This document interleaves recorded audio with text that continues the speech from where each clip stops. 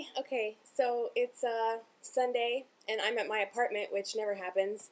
I'm almost always at Sean's, but anyway, so I was thinking about stuff that I could do on my to-do list that's got to be done, and I realized I haven't done the tag videos. I've been tagged for a bunch of stuff, in fact 3, and I haven't done them. Some of them are really old. I'm sorry. But anyway, so this is the 5 random facts about me video, which I was tagged for like, June maybe even earlier than that, May. Anyway, so, sorry, my hair's kind of poofy. Unpoof. No poof.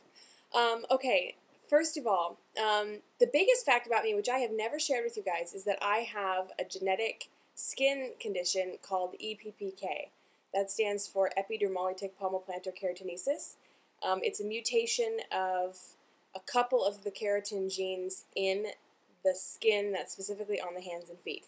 So, if you look at my hand, you can see there's a discoloration, and that, you know, here's regular skin and suddenly it's red. Well, this turns into a really thick callus, which I have to shave off with a blade, like every week, every other week.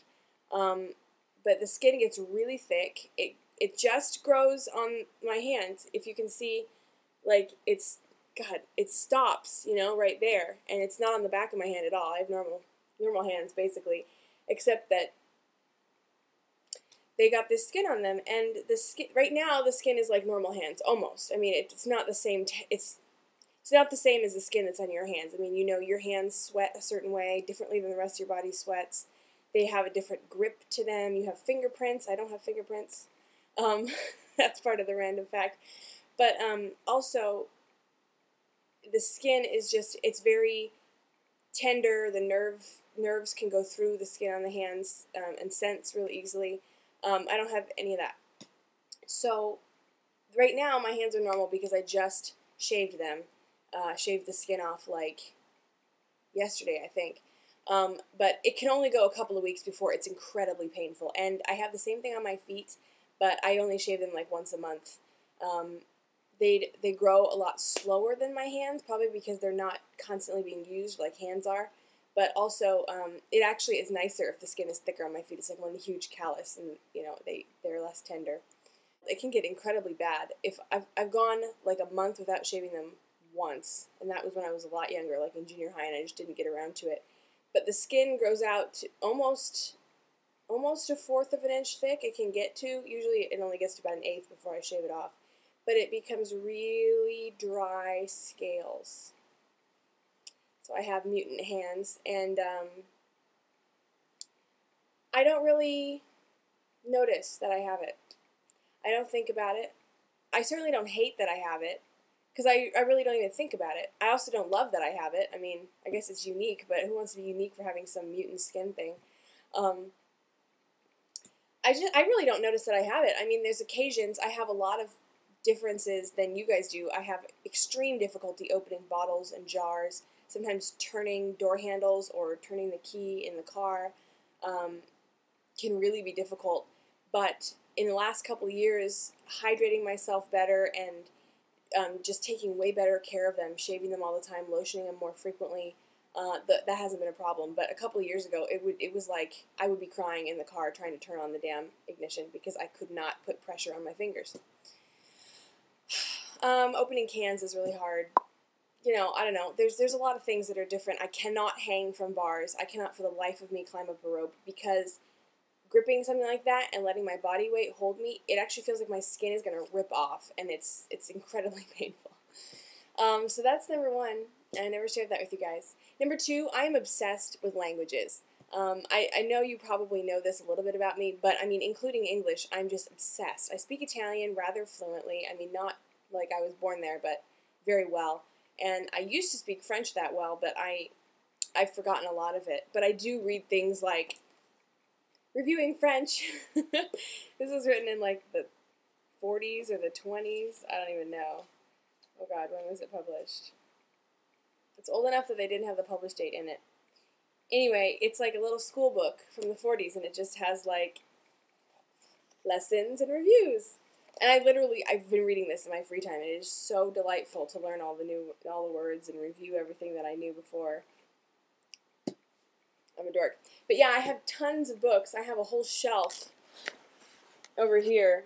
What are you seeing? That whole top shelf is all dictionaries and books on etymology and origins of words. I'm fascinated by the similarities between the Romance languages. I speak Italian and, of course, French. I know quite a bit of Spanish because of my Italian knowledge. And then Portuguese also fascinates me, and even Romanian. And then Latin, and looking at how all of them go together. I mean, knowing each of the languages individually, I'm constantly, completely enthralled by how some of the Latin words will be changed into like Spanish and Italian words, but not into French. Or the word will be very similar in French and Italian, but not in Spanish. And they just, different cultures pull different of the Latin into them. And totally obsessed. I read about it all the time. Number 3, I don't believe in anything. That's not true. I believe in quite a bit, but I don't have a religion. I don't really know what I believe in. I'm okay with that. I certainly don't subscribe to any of the major religions. Christianity, Judaism, Islam, Buddhism. I don't subscribe to any one religion. I sort of take pieces from all of them. And some people who are passionately into their religion will say that that is blasphemous, and to take pieces from all the religions is like heathenism and, I don't know, whatever. If that's your view, I'm sorry. I would choose to love and appreciate everybody for who they are as long as they're good people, rather than criticize them for how they approach the world. I believe in energy. I believe in we are all connected. Our actions affect us and everyone around us. Your attitude and your mental picture of who you are and what you're doing is the greatest influencing factor in your entire life.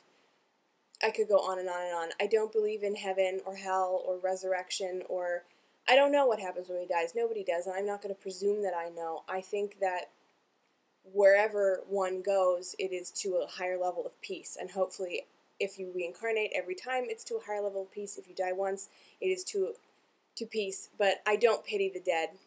That's a big part of my belief. I don't pity the dead, I pity the living, because the dead I know have gone on and are in peace in one way or another. The living are the ones who have to struggle with the deaths. I'm running out of time. Number 4, I love older men. I don't think I'll ever date a guy my age. Never have, and I probably never will. When I was in high school, I dated a guy who was 23, and then ended up dating a guy who was 2 years older than me for a couple of years, but that's really young. After we broke up, I dated some guys in their 30s. I had a brief stint with a guy in his 50s, and then I dated a guy in his 40s. And we broke up, and then after a while of dating a couple other guys in their 30s, I actually found Sean, and he is 30. So I guess I'd like people who I can learn from, but who, as I see they're older, they still have room to grow. I love that I can grow with a person, and Sean really fits the bill right now.